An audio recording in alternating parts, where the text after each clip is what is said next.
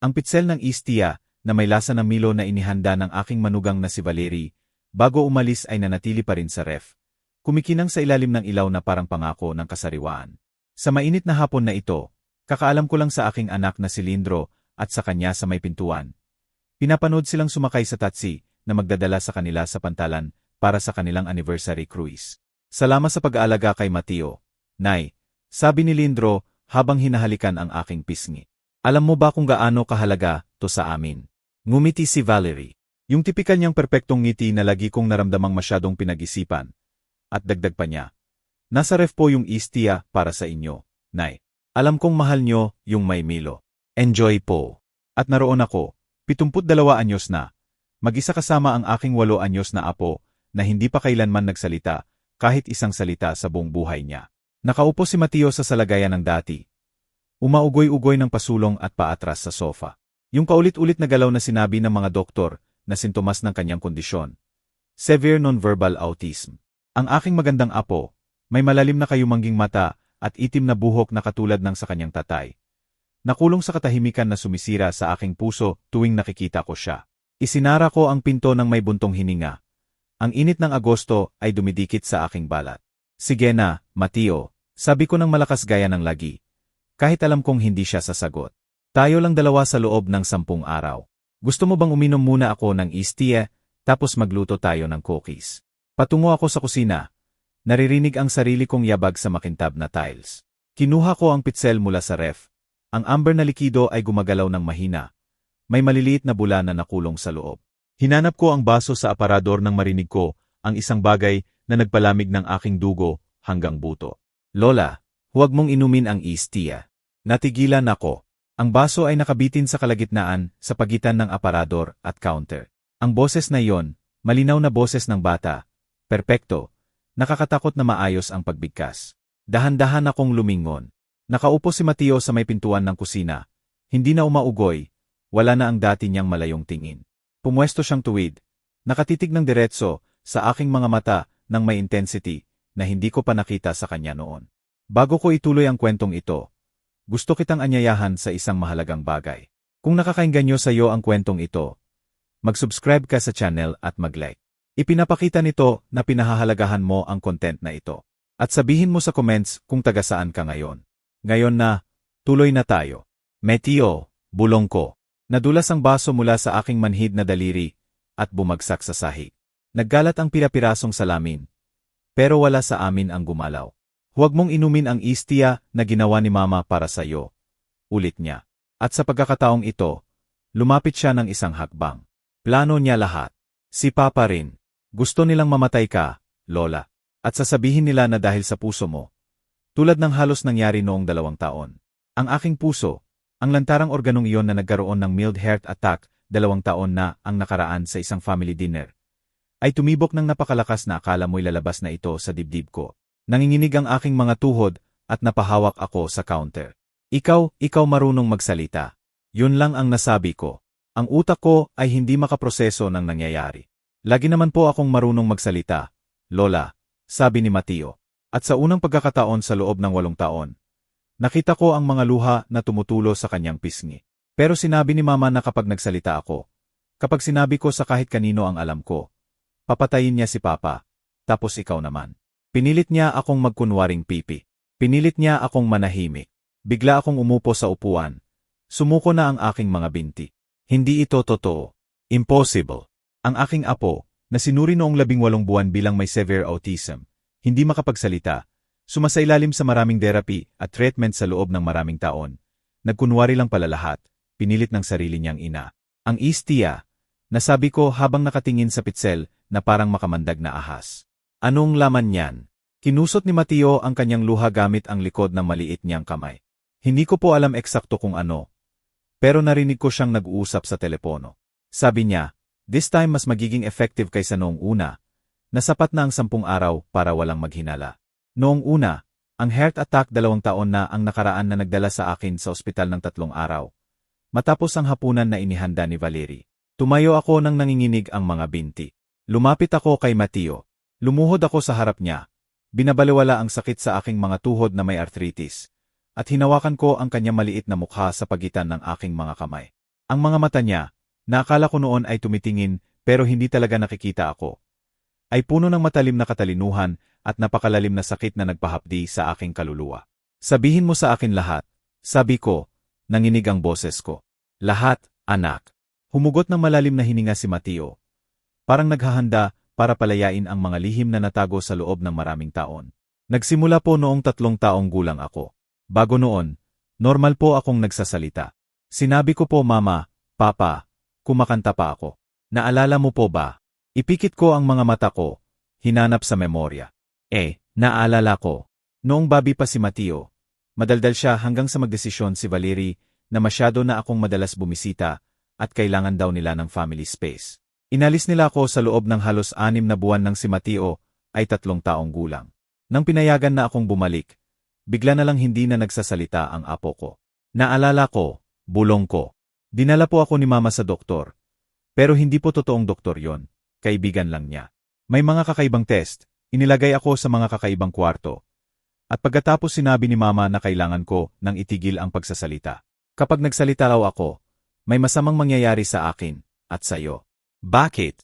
Ang tanong ay lumabas na parang daing. Bakit niya gagawin yun sa'yo? Dahil sa pera po, sagot ni Mateo na may katakot-takot na kapanahunan para sa 8 anyos. Madami ko pong narinig. Mayaman po kayo, Lola. Yung malaking bahay na ipinamana sa inyo ni Lolo. At yung pera mula sa pagbebenta ng pabrika ng damit. Mamana po kay Lolo lahat kapag namatay kayo. At si Mama ang magkokontrol kay Papa. Tulad ng hampas na martilyo ang katotohanan ng kanyang mga salita. Namatay ang aking asawang si Ramon 15 taon na ang nakaraan. Iniwan sa akin ang family house. Isang heritage house sa gitna ng Maynila na nagkakahalaga ng millions.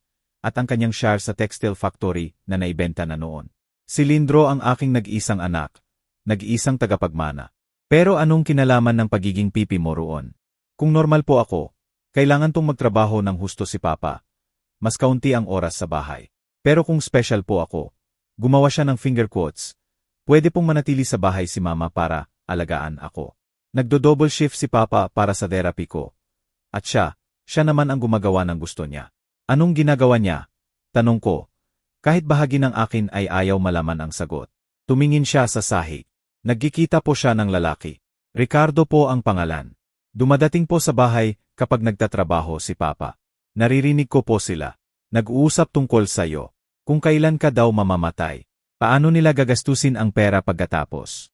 Naramdaman ko ang pagsusuka na umaakyat sa aking lalamunan.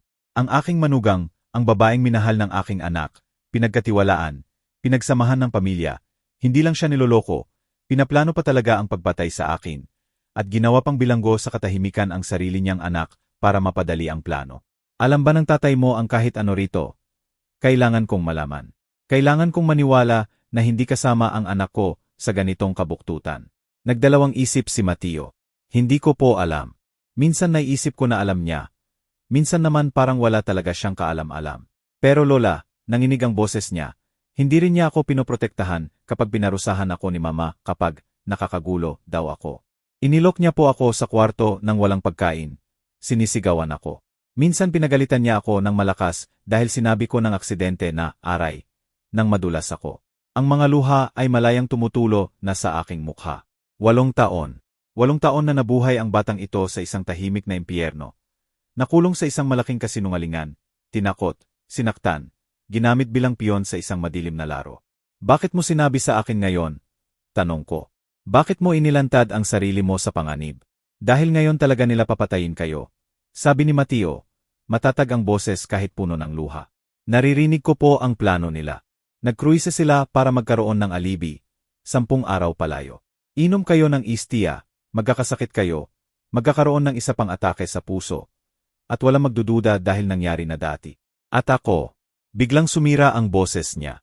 Ako po ang hindi papayag na mapatay kayo, Lola. Kayo lang po ang tunay na nagmamahal sa akin. Niyakap ko siya ng napakalakas na baka nasaktan ko pa siya. Pero hinawakan din niya ako ng mahigpit. Yumakap sa aking lig. Umiyak sa aking balikat ng lahat ng takot at sakit ng 8 taong pinilit na katahimikan. Hindi sila magtatagumpay, bulong ko sa kanyang tainga, habang nararamdaman ko ang pagbabago sa loob ko. Ang dating matamis at sunod-sunurang Lola ay unti-unting namamatay, napapalitan ng isang bagay na mas matigas, mas mapanganib. Isang Leones na nagpoprotekta sa kanyang anak. Pangako ko sa'yo, anak. Hindi sila magtatagumpay. Nanatili kami roon, magkayakap sa gitna ng kusina. Napapaligiran ng basag na salamin at lason na istiya.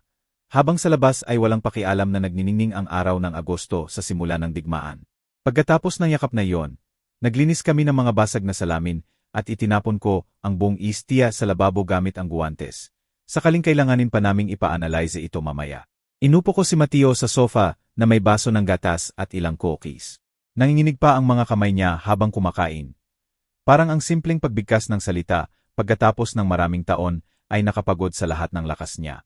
Kailangan kong ipakita mo sa akin kung saan itinatago ng nanay mo ang mga mahahalagang bagay. Sabi ko habang hinahaplos ang buhok niya. Mga papeles, dokumento, kahit anong mukhang lihim.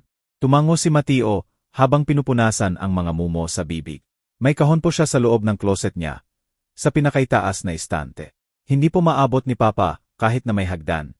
Pero mas matangkad si Mama. Si Lindro, anak ko, mga 5'5" lang ang taas. Si Valerie naman ay halos 5'9". Isang detalye na lagi niyang ikinaiinis noon. Pero ngayon ay may masamang kahulugan na. Magkasama kaming umakyat sa hagdan patungo sa master bedroom. Mabango ang kwarto ng mamahaling pabango ni Valerie. Yung floral at nakakasakit ng ulo na aroma na lagi kong nararamdaman kapag nandiyan siya. Sarado ang mga kurtina, madilim ang loob. Malaki ang closet niya, puno ng branded na damit at sapatos. Lahat siguro binayaran ng pawis at overtime ni Lindro habang siya'y nag-aalaga sa anak na di umano'y may kapansanan. Doon po, turo ni Mateo sa pinakaitaas. Hinila ko ang upuan mula sa study table. Binabalewala ang pananakit ng likod ko. Hindi ako kasing tangkad ni Valerie, pero sapat na ang upuan. Nahawakan ko ang malamig na metal bots na nakatago sa likod ng mga nakatiklop na sweater. Dahan-dahan kong binaba at binuksan sa kama. Ang laman ng kahon ay nagpaubos ng hininga ko. Una, mga medical documents. Ang diagnosis ng autism ni Mateo, nilagdaan ng isang Ricardo Salazar. Pareho ng pangalang binanggit ni Mateo, ang lalaking nakikipagkita kay Valerie. Hindi tugma ang petsa sa naalala ko. Ang unang diagnosis ay ilang buwan lang pagkatapos nila akong layuan. May testamento rin, ang testamento ko. Pero hindi ito ang bersyong nilagdaan ko, sa abogado ko, 0 taon na ang nakaraan. Sa bagong bersyon na ito, lahat, talagang lahat, diretso kay Lindro, walang trust, walang proteksyon. At ang pirma, mukhang ang katulad ng akin, pero hindi talaga. Diyos ko, bulong ko. Peke nila ang testamento ko. May mga litrato rin. Si Valerie at isang lalaki, malamang si Ricardo, sa mga kompromisadong sitwasyon. Bakit niya itinatago ang mga larawang ito? May note sa likod ng isa, just in case. Insurance policy niya laban kay Ricardo, sakaling magtaksil ito. Pero ang nasa ilalim ng kahon ang talagang nagpalamig sa akin hanggang buto. Isang maliit na boteng amber glass na walang label. At katabi nito ay isang note sa sulat kamay ni Valerie. Digoxin 5 ml sa may init o malamig na inumin. Nagdudulot ng natural na heart attack. Walang bakas pagkatapos ng 48 oras. Digoxin, gamot sa puso na nakamamatay sa malaking dosis dahil sa arrhythmia. Ang heart attack ko 2 taon na ang nakaraan. Hindi pala tunay na atake. Pagtatangka sa pagpatay na nabigo dahil mabilis dumating ang ambulansya. Nanginginig ang mga kamay ko habang kinukunan ko ng litrato ang lahat gamit ang cellphone ko. Bawat dokumento, larawan, note. Itinago ko ang boteng digoxin sa bulsa ko. Binalot sa panyo. Mateo, sabi ko, pilit pinapakalmahan ang boses. Alam mo ba kung may computer o tablet ang nanay mo? Nasa bedside table niya po. May password po. Alam mo ba ang password? Tumango siya. 1,234 Q. Simple lang po si Mama sa password. At gumana nga. Ang nakita ko sa emails niya ay nagpatunay sa pinakamasamang hinala ko. Mga mensahe kay Ricardo. Matatapos na rin ang matanda. 10 araw ay sapat na. Double doses na this time. Hindi na siya makakaligtas ulit. Sagot ni Ricardo. At ang bata, kapakipakinabang pa rin ba siya? Pagkatapos ng libing, pagagalingin natin siya ng himala. Sasabihin nating trauma dahil sa pagkawala ng lola. Mga santo tayo sa paningin ng lahat. May iba pang mensahe na nagpapakita ng buong plano. Pagkatapos mamana ang pera ko, magdidiborsyo sila kay Lindro at kukunin ni Valerie ang kalahati ng lahat. Nag-research na pala si Ricardo tungkol sa batas ng hati ng ari-arian sa diborsyo. Si Lindro ay biktima rin, isang tanga. Pero biktima. Kinopya ko ang lahat ng emails sa isang USB na nahanap ko sa drawer. May mga bank statements din na nagpapakita ng mga kahina-hinalang withdrawal, bayad sa consultation, na hindi naman nangyari, at transfer sa mga account sa labas ng bansa. Si Valerie ay nagnanakaw na pala ng pera mula sa medical fund ni Mateo sa loob ng maraming taon. Ang perang pinaghirapan ni Lindro. Lola, mahinang sabi ni Mateo. Ano po ang gagawin natin? Tiningnan ko siya, ang matapang na batang ito na nagtiis ng maraming taon para protektahan ako. Para protektahan ang tatay niya.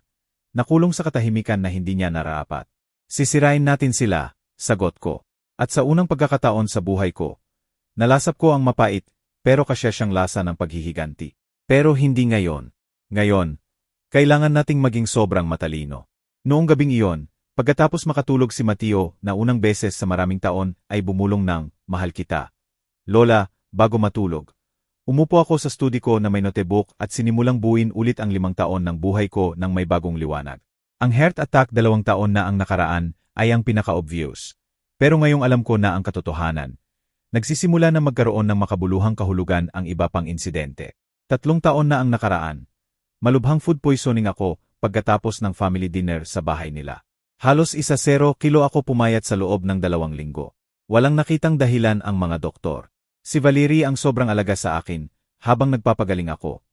Nagdadala ng sopas at saan na ngayon ay naiisip kong posibleng nagpahaba pa ng sakit ko. 4 na taon na ang nakaraan. Mysterious allergic reaction na nagdala sa akin sa ospital ng 3 araw. Hirap huminga, pantal sa buong katawan. Hindi namin malaman kung ano ang allergen. Nangyari ito pagkatapos uminom ng kape na inihanda ni Valerie sa bahay ko.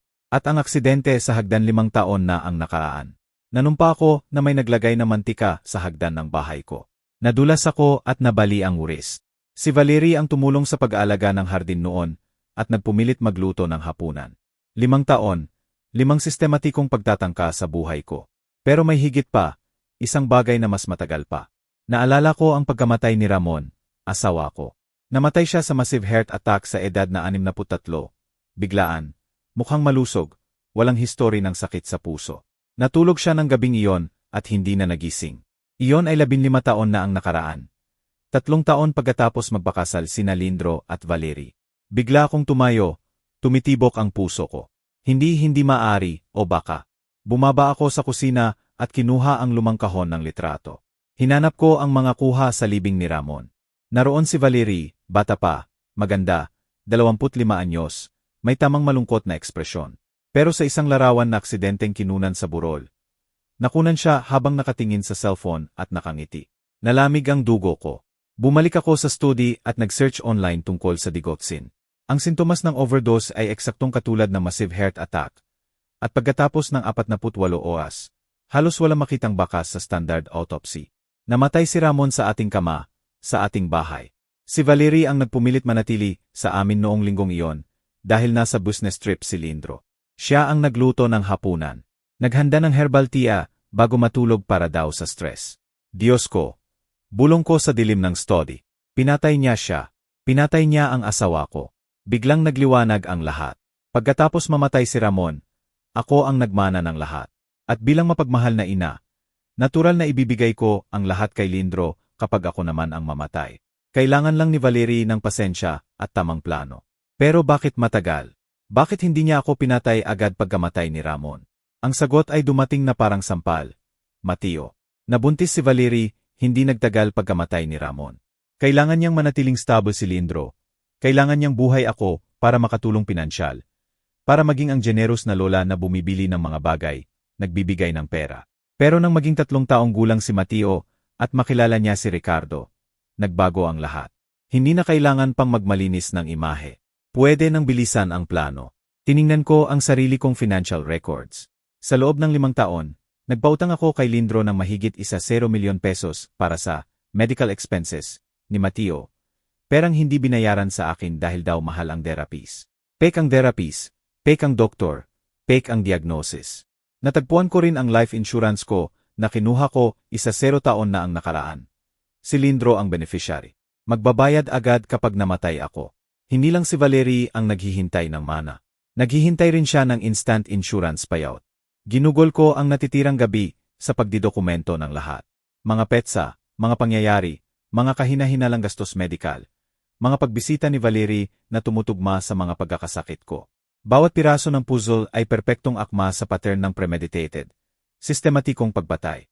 Kinabukasan ng alas 5 ng umaga, narinig ko ang maliliit na yabag sa hagdan. Lumitaw si Mateo sa pinto ng study, kinukuskos ang mga mata. Hindi po ako makatulog. Nanaginip po ako na bumalik si mama at sinaktan ka. Inupo ko siya sa kandungan ko. Isang bagay na hindi ko magawa sa loob ng maraming taon, dahil lagi niyang iniwasan ang physical contact. Isa pang kasinungalingan. Mateo, kailangan kong itanong sa iyo ang isang bagay na mahirap. Tumingin siya sa akin. Narinig mo ba kailanman ang nanay mo na nag-uusap tungkol kay Lolo Ramon? Kung paano siya namatay? Nanigas si Mateo. Isang beses po, noong 5 taong gulang ako. Bago niya ako pinilit na tumigil magsalita. Nag-uusap siya kay Ricardo sa telepono. Sabi niya, madali lang ang matanda, pero mas matibay ka. Tumulo ang luha ko. Lola, tanong niya, puno ng pag-aalala ang maliit niyang boses. Ayos lang ako, anak. Galit lang, sobrang galit. At talagang galit ako. Pero determinado rin. Pinatay ni Valerie ang asawa ko. Pinahirapan ang apo ko.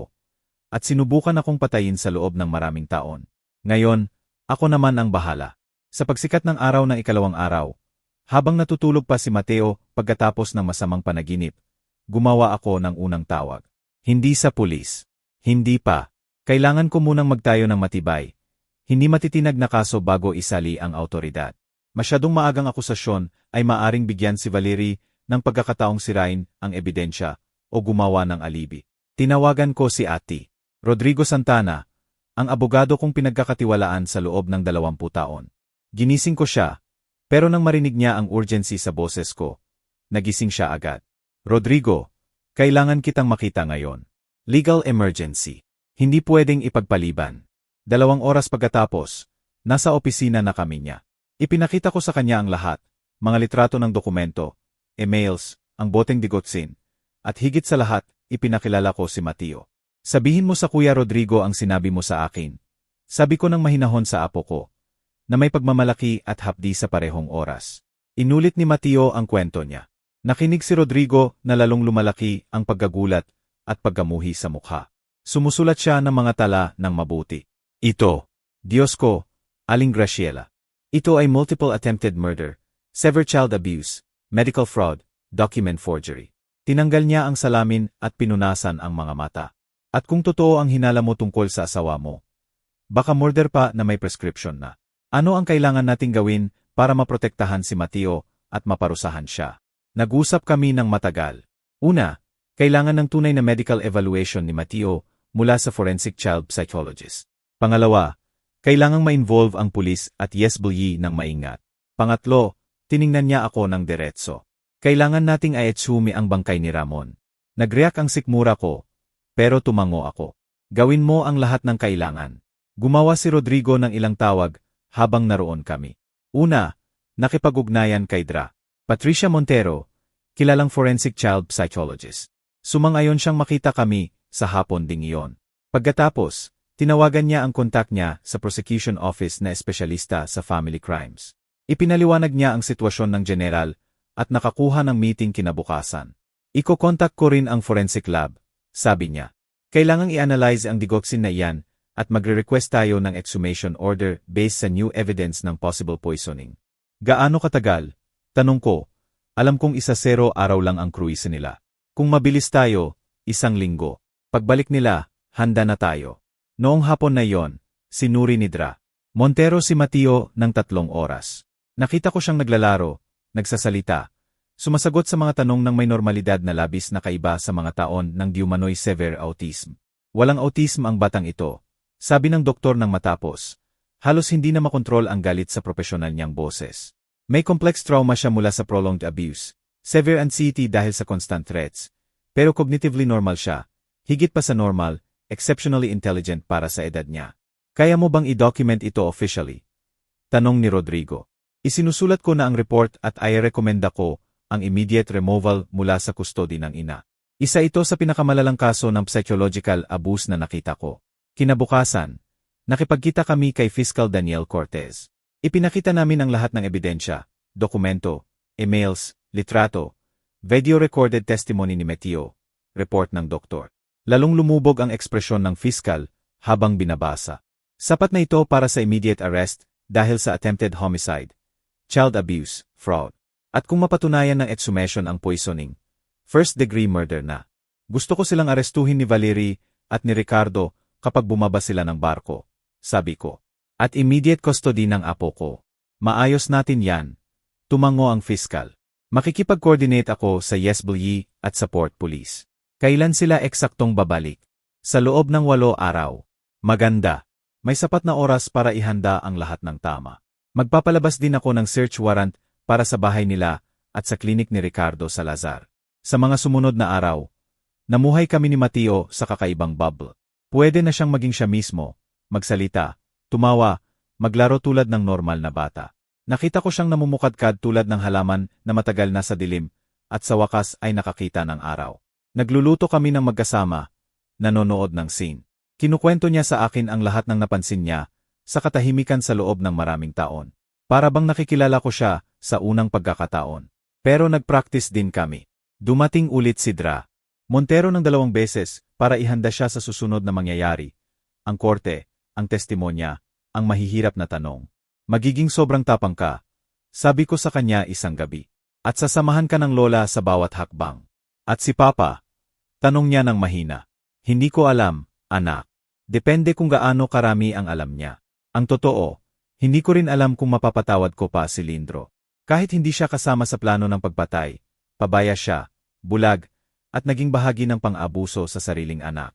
Isang araw bago ang pagbabalik ng kruise, handa na ang lahat. Dumating si Carmen Ruiz mula sa YesBulyi para ipaliwanag ang proseso ng temporary custody.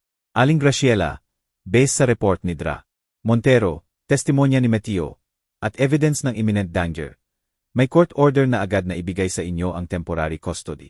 Pag-aresto sa magulang, kayo ang magiging legal guardian ni Mateo habang nagpapatuloy ang kaso. At kung ipaglaban ni Lindro ang custody. Sa lahat ng respeto po, pinayagan niya ang matinding psychological abuse sa sariling bubong nila sa loob ng maraming taon. Kahit hindi siya aktibong kasali sa plano ng pagpatay, criminal negligence po iyon. Wala siyang sansa na mabawi ang custody sa malapit na hinaharap. Masakit ang katotohanan iyon, pero kailangan.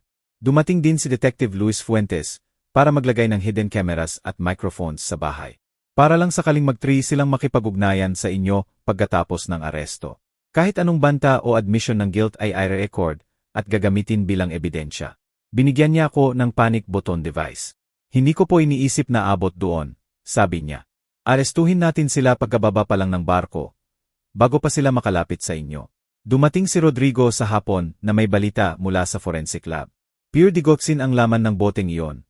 Sobrang taas ng concentration. Ang dosis na nakasulat sa note ay tiyak na nakamamatay. At may isa pang balita, naaprubahan na ang exhumation order para kay Ramon. Sumikip ang dibdib ko. Kailan? Sa 2 araw. 1 linggo ang resulta, pero kung may makitang traces ng digoxin sa buto, solid proof na ng murder. Noong gabing iyon, tahimik kaming naghapunan ni Mateo. Inihanda ko ang paborito niya. Lasag na may maraming keso. Nakita ko siyang kumain ng may gana na hindi ko pa nakita noon. Lola, sabi niya sa pagitan ng subo. Pwede po bang magtanong? Kahit ano, anak. Pagtapos na po ang lahat, pwede na po bang pumasok sa normal na school? Magkaroon ng normal na kaibigan. Nasaktan ang puso ko. Sa loob ng 8 taon, inalis sa kanya ang pagkabata. Itinuring na may kapansanan. Inihiwalay, dineni ang simpleng kaligayahan ng pagiging bata. Sa pinakamagandang school ka papasok, pangako ko. At magkakaroon ka ng maraming kaibigan. Maglalaro ka ng basketball kung gusto mo, o maggipinta, o kahit ano na magpapasaya sa'yo. Napuno ng luha ang mga mata niya. At kung may manlait sa akin, dahil akala nila pipi ako noon. Sasabihin natin ang totoo, sagot ko, na ikaw ang pinakamatapang na batang nakilala ko. Na nagkunwari ka ng maraming taon, para protektahan ang mga taong mahal mo. Hindi yan kahihiyan, Mateo. Iyan ay ipinagmamalaki. Kinabukasan, ang araw ng pagbabalik, maaga akong nagising. Darating ang barko sa pantalan ng 3:00 ng hapon. Nag-text si Lindro na sunduin ko sila. Pero sinabi ko na may check-up ako at magtaksi na lang sila. Ayaw kong nandyan ako kapag inaresto sila. Gusto kong ligtas si Mateo, malayo sa eksena. 2:00 ng hapon, tumawag si Detective Fuentes. Nasa posisyon na kami. May mga pulis sa pantalan na nakakoordinate sa security ng barko. Pagkababa pa lang, susungin na sila. Kasabay na rin ang pag-aesto kay Ricardo Salazar sa klinik niya. At si Lindro. Depende. Kung makikipag-cooperate siya at talagang walang alam sa plano ng pagpatay, maaring maiwasan ang criminal charges, pero kailangan niya mag-testify laban sa asawa niya. Alas 3 Queens, tumunog ang cellphone ko. Si Fiscal Cortez. Nakaaresto na silang dalawa. Si Valerie ay nagmalaki at sumigaw na pagkakamali raw ito. Si Lindro naman ay parang nabigla ng todo. Nang sabihin sa kanya ang mga akusasyon, nawalan siya ng malay. Bago ituloy, gusto kong malaman ang opinyon mo. Ano ang nararamdaman mo sa kwentong ito? Ano ang gagawin mo kung ikaw ang nasa lugar ko? Huwag umalis, dahil ang susunod ay lalong mas matindi.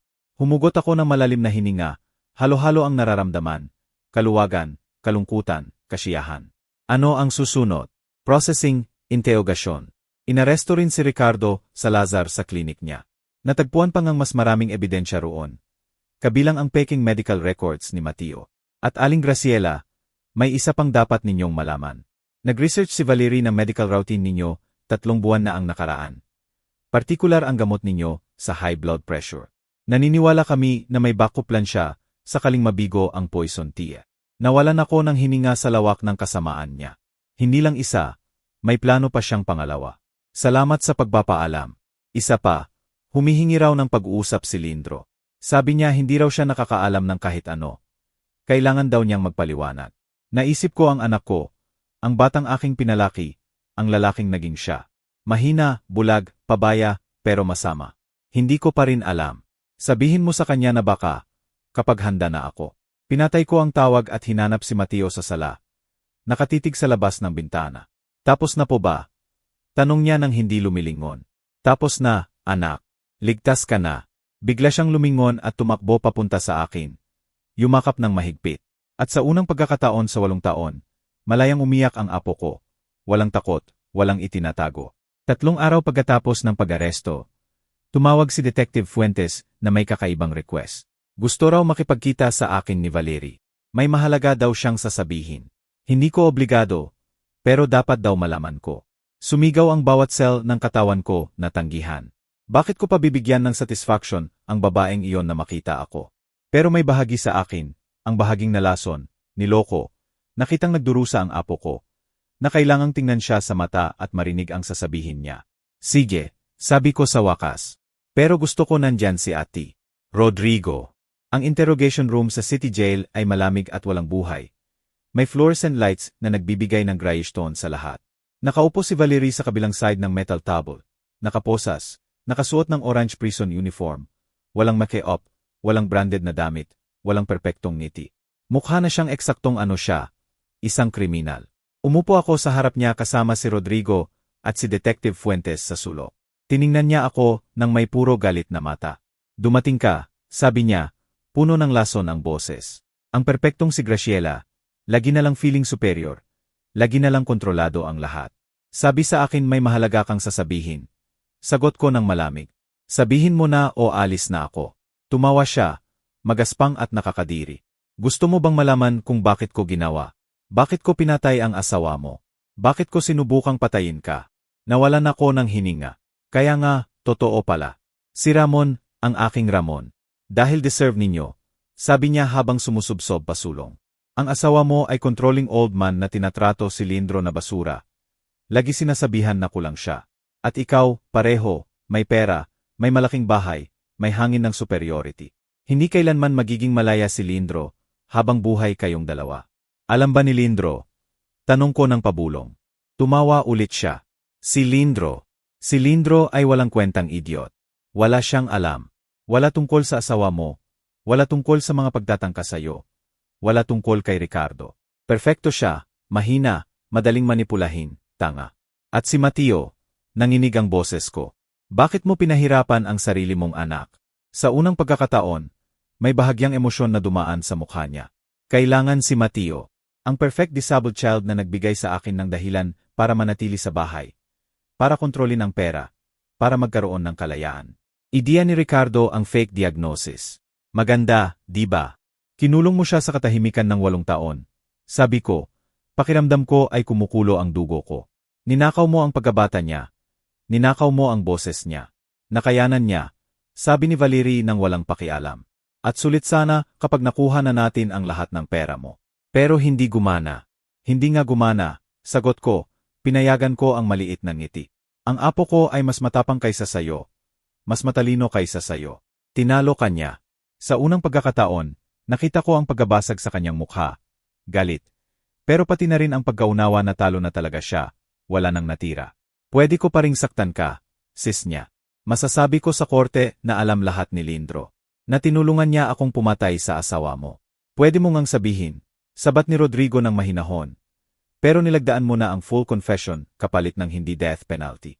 Kung babaguhin mo ang kwento mo ngayon, mawawala ang dial na iyon. At maniwala ka, kasamang premeditated murder kay Ramon na napatunayan ng exhumation at maraming attempted murder laban kay Aling Graciela, qualified kang death penalty. Namutla si Valerie.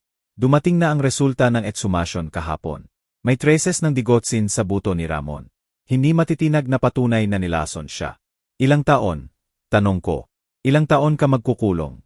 25 years to life. Sagot ni Detective Fuentes. Depende sa judge. Walang parol sa unang 20 taon man lang. 38 anyos si Valerie. Kung lalabas man siya, matanda na siya. At si Ricardo, 15 to 20 years bilang accomplice. Document forgery, conspiracy to commit murder, medical fraud. Tumayo na ako, handa nang umalis, pero nagsalita pa si Valerie ng huling beses. Hindi ka napatatawarin ni Lindro. Galit siya sa'yo dahil sinira mo ang kasal nila. Dahil inagaw mo ang anak niya. Huminto ako sa pinto at tiningnan siya ng huling beses. Pwede siyang magalit sa akin kung gusto niya. Pero buhay si Mateo, ligtas siya. At sa wakas ay pwede na siyang maging bata na dapat niyang maging.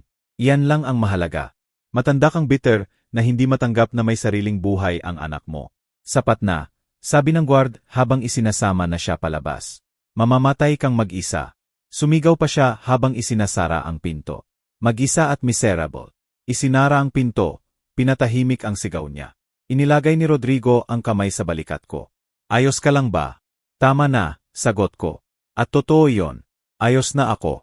Nanalo ako. Ligtas na si Mateo. Lumabas na ang katotohanan. At si Valerie ay magdurusa ng maraming dekada para sa ginawa niya. Hustisya. Sa wakas, hustisya. 2 linggo pagkatapos ng konfrontasyon sa kulungan, pumayag na akong makipagkita kay Lindro. Sa opisina ni Rodrigo ginanap, neutral ground. Inilabas na pala si Lindro under bail pagkatapos ng interrogation at polygraph na nagpatunay na talagang walang alam siya sa plano ni Valerie. Pumasok siya sa opisina na parang tumanda ng 20 taon sa loob ng 2 linggo. Malalim ang airbags, pumayat, at ang postura ay ng isang lalaking lubos na natalo. Nang magtagpo ang tingin namin, umiyak siya. Nay, bulong niya. Sa salitang iyon, narinig ko ang bigat ng guilt, kahihiyan, at sakit niya.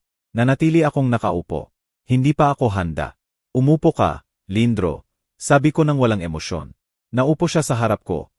Pinupunasan ang luha gamit ang nanginginig na kamay. Nay, hindi ko alam. Isinusumpa ko sa Diyos, wala akong alam tungkol kay tatay, tungkol sa mga pagtatangka sa'yo, tungkol kay Mateo. Alam ko, sagot ko. Napagpatunayan ng investigation. Hindi ka mamamatay, Lindro. Pero mas masahol ka pa. Pabaya kang duwag na hinayaan ang asawa mong pahirapan ang sariling anak sa loob ng 8 taon. Umiiyak na siya ng malakas. Hindi ko napansin. Diyos ko, Nay, paano ko hindi napansin?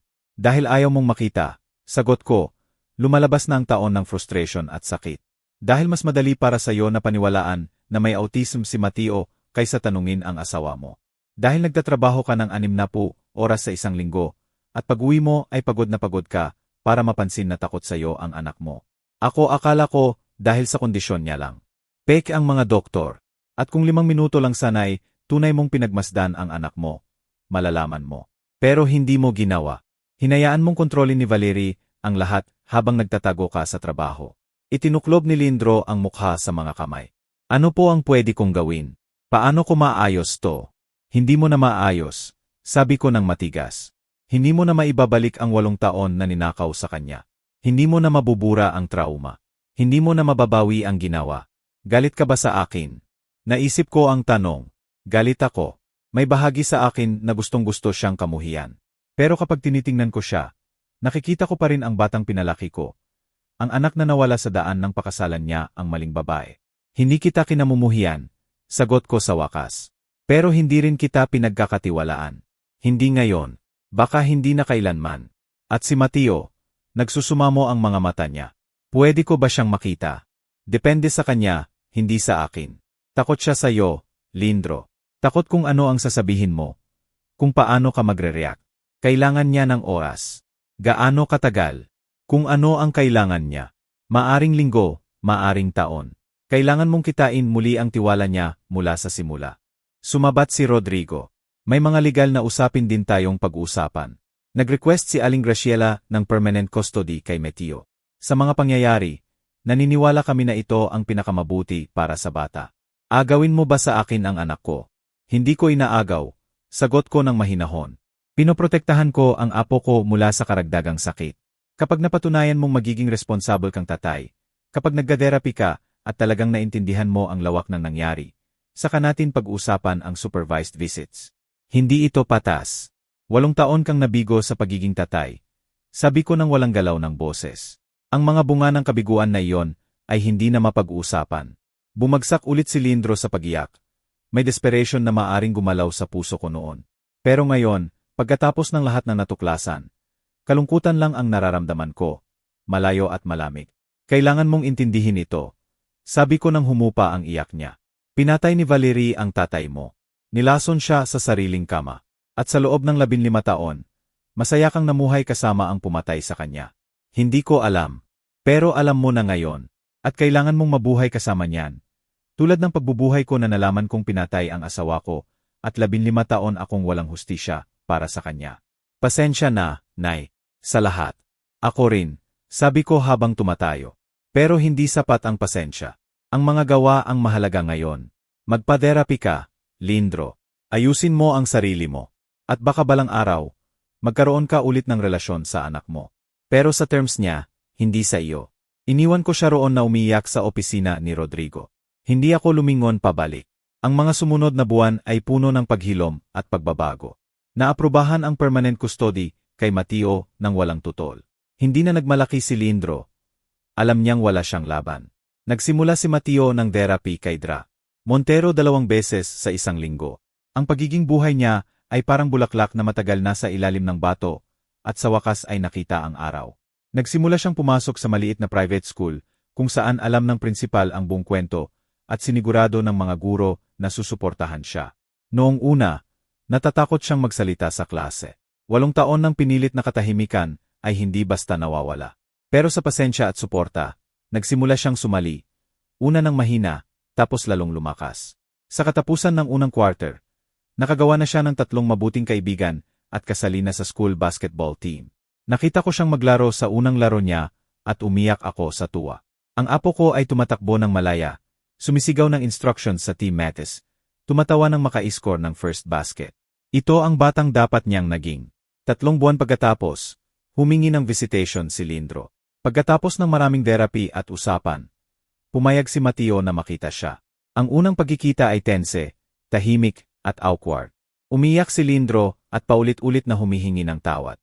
Nakinig si Mateo nang walang ekspresyon. Hindi ko po alam kung mapapatawad kita, Papa, sabi niya sa wakas. Hinayaan mong saktan ako ni Mama. Nakita mo akong umiyak, pero hindi mo tinanong kung bakit. Alam ko, sagot ni Lindro nang manginig ang boses. At gagastusin ko ang natitirang buhay ko para ikompensate yon. Hindi ko po gusto na ikompensate mo. Sagot ni Mateo na may kapanahunan na sumakit sa puso ko. Gusto ko lang maging honest ka at hindi mo na ulit hayaang may sumaktan sa akin. Nagpatuloy ang mga visitation. Laging supervised, laging sa bahay ko. Dahan-dahan, napakadahan. Nagsimulang muling buuin ni Lindro at Mateo ang isang relasyon. Hindi na ito katulad ng dati. Malamang hindi na magiging, pero mayroon na. Mabilis ang trial kay Valerie. Sa kanyang full confession at overwhelming evidence, walang depensa. Sentensyado siya ng life imprisonment nang walang posibilidad ng parole. Si Ricardo Salazar ay 20 taon. Tinawag sila ng judge na 2 sa pinakamasamang kriminal na nakita niya sa karera niya. Paglabas ko ng korte noong araw na iyon, parang may 1,000 kilong bigat na natanggal sa balikat ko. Hustisya. Sa wakas, pagkatapos ng 15 taon, may hustisya si Ramon at may hinaharap si Mateo. Sa gabi ng unang anniversary ng araw na binigyan ako ng babala ni Mateo, nagdaos kami ng maliit na celebration. Kami lang dalawa sa bahay na opisyal na naging tahanan naming dalawa. Lola, sabi ni Mateo habang nagsha-share kami ng chocolate cake. Pwede po bang magtanong? Lagi, anak. Masaya ka po ba? Alam ko pong mahirap lahat. Alam kong marami kang nawala. Naisip ko ang tanong. Nawala ko ang asawa ko sa kamay ng isang mamamatay tao. Nawala ko ang imahe ng anak ko na akala ko ay maayos ang pagkakalaki. Nawala ko ang maraming taon ng kapayapaan dahil akala ko ligtas ako habang nilalason pala ako. Pero nanalo rin ako ng isang bagay na walang kapalit, ang katotohanan, at ang pagkakataong may ligtas ang apo ko. Sagot ko ng tapat. Masaya ako dahil nandito ka, ligtas ka, at pwede ka nang maging ang tunay mong sarili. Mas mahalaga iyan kaysa sa anumang nawala. Ngumiti si Mateo. Ang maliwanag ng ngiti na ngayon ay malayang ipinapakita, at niyakap ako. Mahal kita, Lola. Mahal din kita, matapang kong bata. Noong gabing iyon, pagkatapos makatulog si Mateo, umupo ako sa studio ni Ramon, ang kwarto na pinanatili kong buo sa loob ng 15 taon. Nagdasindi ako ng kandila sa harap ng larawan niya. Nagawa ko na, mahal ko, bulong ko. Sa wakas, nagbayad siya sa ginawa niya sa'yo. At nailigtas ko ang apo natin. Sana makita mo siya ngayon. Napakagaling niya. May katalinuhan mo, may tapang mo. Ipinagmamalaki mo sana siya. Nanatili ako roon ng matagal. Nararamdaman ang kapayapaang hindi ko naramdaman sa maraming taon. Madilim, nakakatakot, masakit ang daan, pero nakaligtas kami. Higit pa roon, nanalo kami.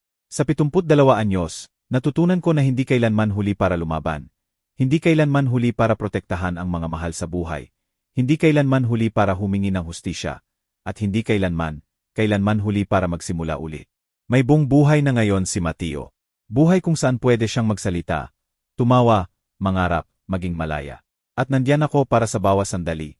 Pinoprotektahan siya, minamahal, sinisigurado na hindi na siya makaranas ng takot na nagpatahimik sa kanya ng matagal.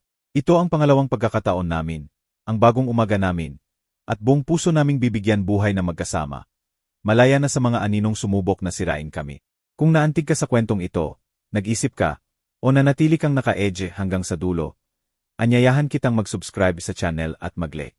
Ang suporta mo ang lahas sa akin, at nagbibigay lakas para magpatuloy sa pagbabahagi ng mga kwentong tumatama sa puso. Sabihin mo sa comments kung taga-saan ka, ano ang pinaka-nakakaapekto sa iyo sa kwento, at sa tingin mo ba tama ang ginawa ni Lola Graciela?